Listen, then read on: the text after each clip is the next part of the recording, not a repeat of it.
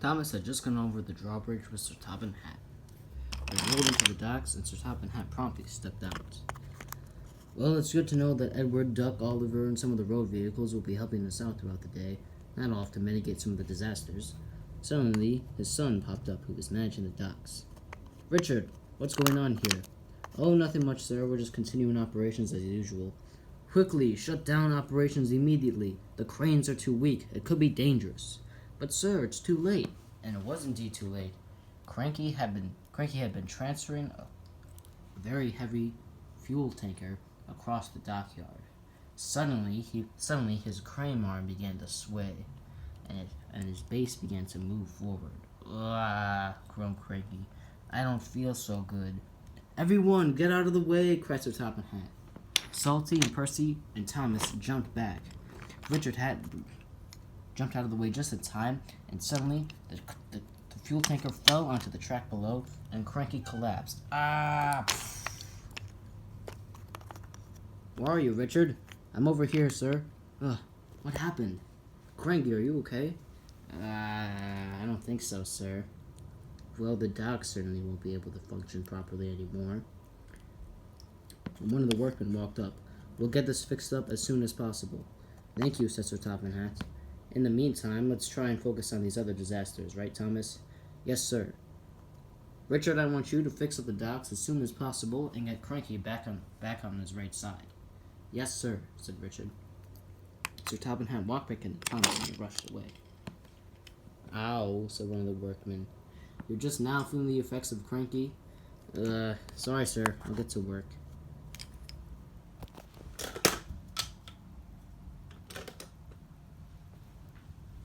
Meanwhile, the road vehicles were beginning to form a plan. George and Trevor were also involved. Suddenly, Edward popped up. "Got any accidents to report?" asked Butch. "Actually, yes. I heard Isabella is having some trouble at the Wellsworth crossing not too far from here. It'd be useful if one of you could help out." "Okay," said Butch. "I'm on it." And Butch roared away. "What about us?" asked George and Trevor. "Oh, don't worry," said Terence. "I'm sure something will come up." Suddenly, Stephen rushed through. He panted.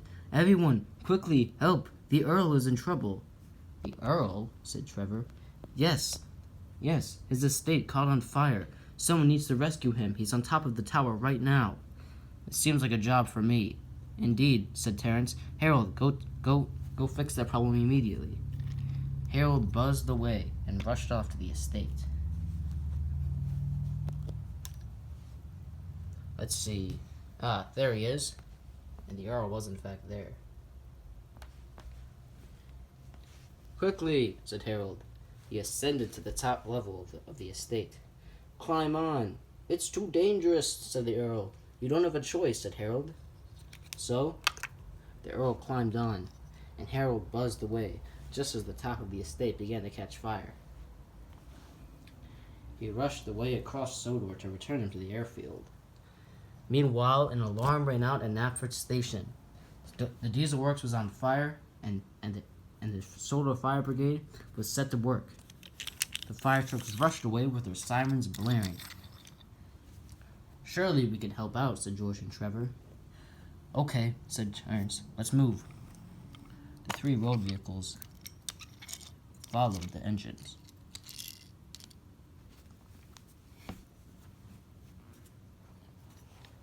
As Harold was making his way to the Sodor airfield, the fire trucks rushed by a familiar bridge.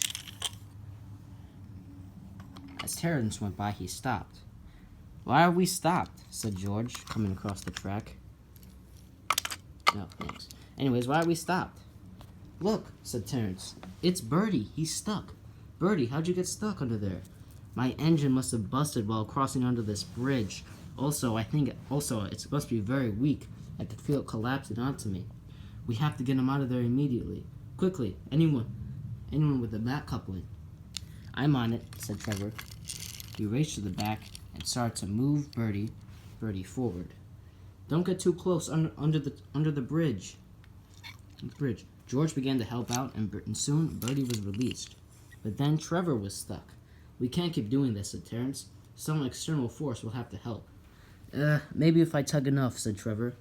His wheels moved with grit and spirit, and soon he was released. Oh, phew, said Bertie. And then it happened. The bridge had finally collapsed. The track was undone. I'll go alert any engines that are coming this way. Thank you, George. Anyways, let's move along to the diesel works.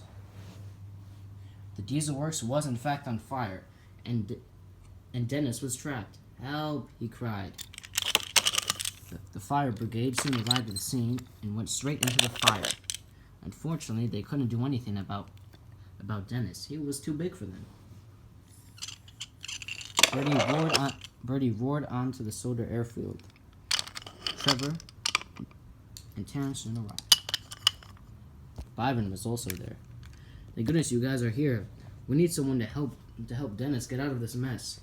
I can't pull him out of there. I certainly can't, said Trevor. I'll give it a shot, said Terrence. He coupled to Dennis, and with all his might he pulled and pulled, but the crane was pinning him down. I need someone's help, said Terrence. I guess it wouldn't hurt, said Bertie. He coupled to Terrence, and soon Dennis was freed, just as the crane began to catch fire. Thankfully, however, the Sodor Fire Brigade was beginning to tame it. That was a crisis averted, said Harold.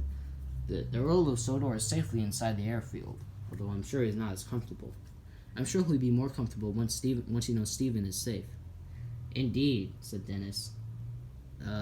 Yeah. Anyways, let's report back to Sir Topham Hatt immediately.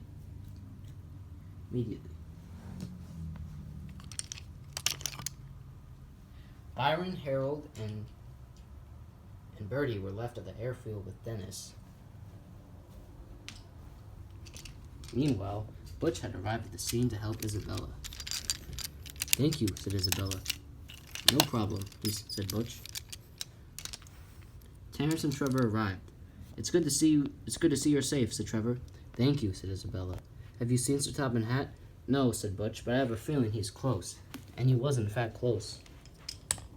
Sir Topham Hatt was making his way on Thomas. He soon popped out.